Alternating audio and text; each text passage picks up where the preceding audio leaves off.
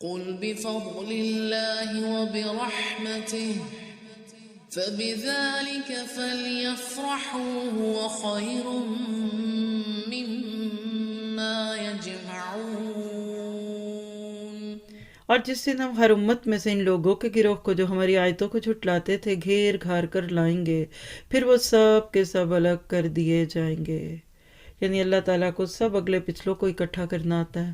جب سب کے سب آ پہنچیں گے تو اللہ تعالیٰ فرمائے گا تم نے میری آیتوں کو باوجود اس کے کہ تمہیں ان کا پورا علم نہ تھا کیوں جھٹلایا؟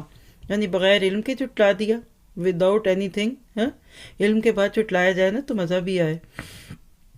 اور یہ بتلاؤ کہ تم کیا کرتے رہے، بس سبب اس کے کہ انہوں نے ظلم کیا تھا۔ ان پر یہ بات جم جائے گی اور وہ کچھ بول نہ سکیں گے۔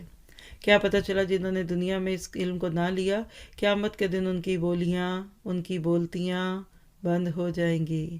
تو قرآن پاک کی آیات کو جھٹلانے والے پھر کون لوگ ہوتے ہیں جن کا ذکر ہے 84 میں؟ پہلی بات ہے قرآن پاک کی مجالس سے دور۔ یہ آپ اپنے لیے ایک چیک لسٹ بنائیے، کیا میں قرآن کو جھٹلانے والوں میں تو نہیں آتی؟ تو کیسے؟ قرآن پاک کی مجلسوں سے دور دور تو نہیں رہتی؟ آخرت کے انجام سے غافل تو نہیں ہو؟ اللہ تعالیٰ کی آیات پر لا علمی کا اظہار تو نہیں کرتی؟ اور اگر کبھی قرآن کی طرف آئے بھی تو دکھاوے کے لیے، کیا کرے اب دوست نے بلایا ہے، قرآن خوانی ہے، نہ گئی تو پھر وہ بھی نکل آئے گی جب مجھے کوئی مشکل پڑ جائے گی اور اس سے میں نے کچھ مدد لینی ہوئی 2-4 پارے پڑھوانے کی۔ کیا یہ سوچ تو نہیں ہے؟